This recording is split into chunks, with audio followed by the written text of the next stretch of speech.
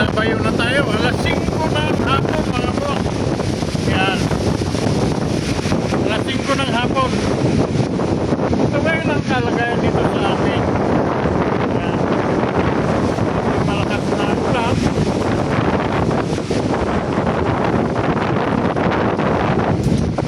Malakas na ang hangin.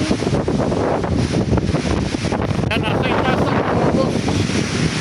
Itasan ko ng aking pamamahay. Yung aming mga palayan doon, yan ang problema. Madapa. Nakadapa ngayon ang aming mga palay. Dili tayo.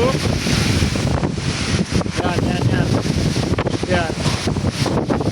Pinadadapa ang mga palay dahil dyan sa malakas na hangin at may kasamang ulan. Yan mga boss. Pero walang baha dito sa amin. Oh. Yan ang kalsada, walang baha. Medyo meron namang tubig, hindi ganun katulad ng mga binabaha talaga sa Maynila. Tulad ng sa Cebu. Yan. Hindi pa tayo. Yan mga boss. Sayang, mga palay. Kawawa yung pinanser.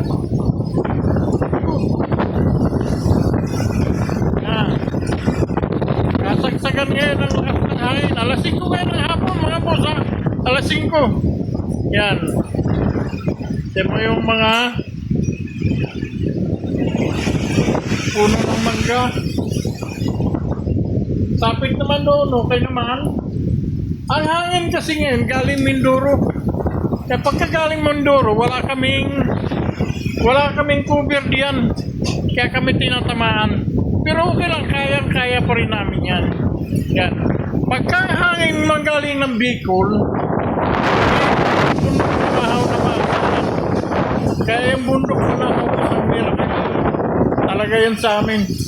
Malaking bagay yan. Yan. Ganun pa man mga boss. Safety naman. Ang aming mga bahay. Yan ang aming mga kalsada. Wala naman tubig. May tubig, konti lang. Medyo giniginaw na.